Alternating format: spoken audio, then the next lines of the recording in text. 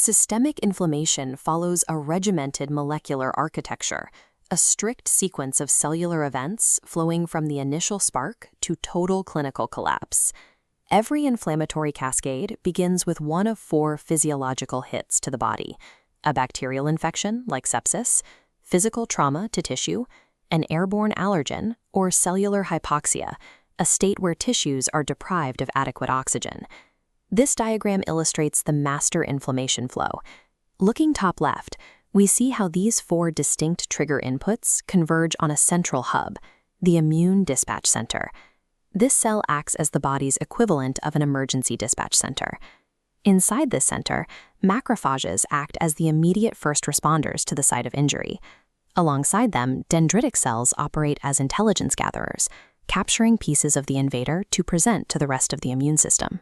Mast cells stand by as explosive, localized responders packed with histamine, while T cells provide strategic oversight. Together, these cells process the incoming threat and press the central red button, initiating the cascade. We are going to trace this exact molecular sequence step by step.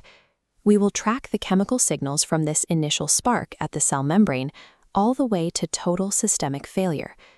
Understanding how the body parses these different initial threats allows us to predict the specific pathway the inflammation will take. That knowledge provides the blueprint for intercepting and treating the resulting clinical collapse. Moving to the left side of the diagram, we see step 2 of the cascade, the physical breakdown of the local cell membrane to release inflammatory fuel. An enzyme called phospholipase A2 acts as molecular scissors. It physically cuts into the phospholipid bilayer that makes up the cell wall. Breaking this wall releases a substance known as arachidonic acid. This compound acts as the primary molecular fuel source for the biological fire. The arachidonic acid drops into the COX-1 and COX-2 enzymes. These enzymes operate as a cellular refinery, processing the raw fuel into active signals. The output of this refinery is a highly volatile group of chemicals called prostaglandins, which rapidly spread the localized reaction. This is the exact pathway targeted by NSAIDs.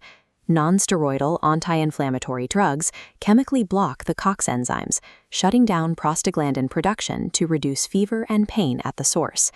To fuel the inflammatory fire, the body must first physically break down its own cellular walls. Looking at the top center of the schematic, we track these newly formed prostaglandins. They function as local chaos signals, altering the immediate tissue environment. The primary signal is PGE2. It acts on the hypothalamus, the region of the brain that coordinates temperature control, to raise body heat. It also sensitizes surrounding nerves to induce pain and forces blood vessels to expand, a process called vasodilation. Next is PGI2. Its primary function is to increase local blood flow. It dilates the vessels and stops platelets from aggregating, keeping the interior walls slippery and open. PGI2 is countered directly by TXA2. TXA2 tightens the blood vessels and causes platelets to clump together, effectively clamping the local pipes and initiating clots. These highly localized lipid mediators manipulate the immediate blood vessels to contain an initial threat. By altering flow and permeability, they lay the structural groundwork for a larger systemic event. To trace how this local reaction escalates into a body-wide crisis, we examine the cytokine cascade on the top right. Cytokines are a broad category of small proteins that act as systemic command signals. The first of these commands is interleukin-1, or IL-1. It signals the brain to sustain the fever and alters the endothelium, the inner cellular lining of the blood vessels, making the walls highly sticky. Because the vessel walls are now coated in these sticky adhesion molecules, passing white blood cells are forced to slow down, lock onto the lining, and squeeze out into the surrounding tissue to fight the infection. Simultaneously, IL-6 acts as a switch for the liver. It calls for systemic backup, commanding the liver to churn out C-reactive protein and fibrinogen, which further amplifies the body's inflammatory state. The most destructive signal in this group is tumor necrosis factor alpha, or TNF-alpha. It opens the capillary pipe system system-wide, causing massive fluid leak, dropping blood pressure rapidly, and activating scattered microthrombi, which are microscopic blood clots. Meanwhile, IL-8 functions as a cellular GPS. It drops a chemical pin at the site of infection, attracting and activating heavily armed troops called neutrophils to destroy the pathogen.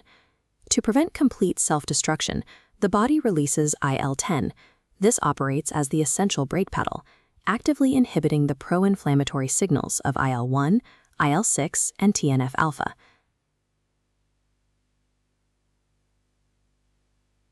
This specific cocktail of systemic cytokines transforms a localized infection into a body-wide crisis.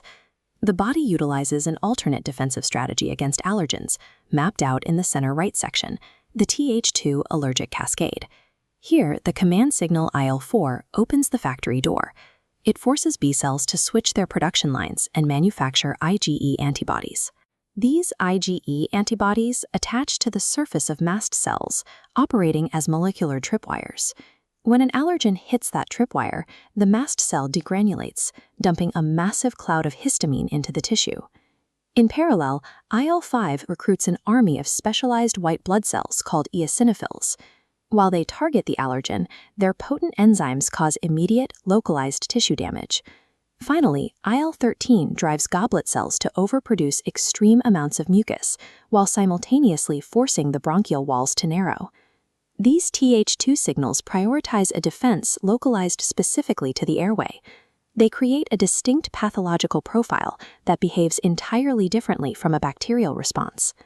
Tracking these microscopic pathways leads us directly to the macroscopic reality shown at the bottom of the diagram, the 4 terminal clinical collapse states.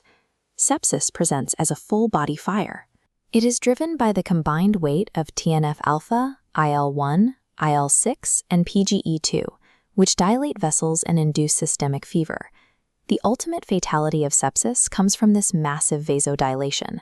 Systemic blood pressure plummets, cutting off oxygen delivery, which systematically suffocates and kills the cells. Asthma and anaphylaxis function as an airway triple attack, engineered by the Th2 cytokines IL-4, IL-5, and IL-13.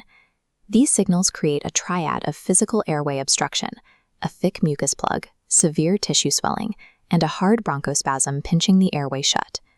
COPD is a state of slow, chronic destruction.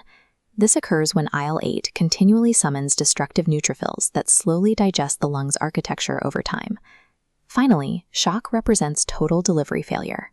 When TNF-alpha forces all the vascular pipes to open and leak simultaneously, the resulting loss of oxygen completely halts the mitochondria, which are the cellular structures responsible for generating power.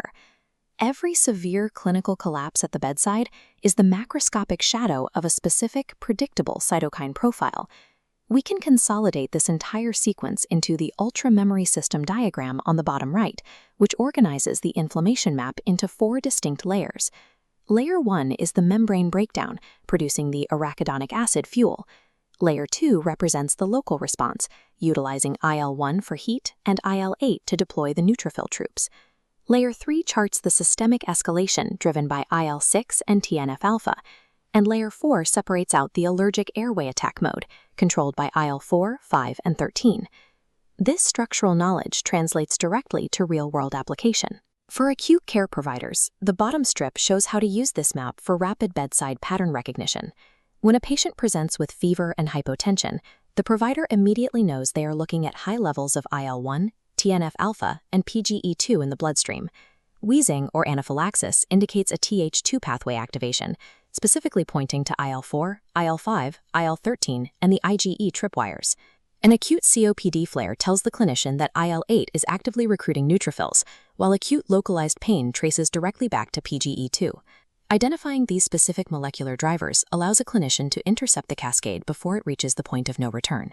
By reading the cytokine profile through clinical signs, the provider moves from reacting to symptoms to precisely reversing the underlying systemic failure.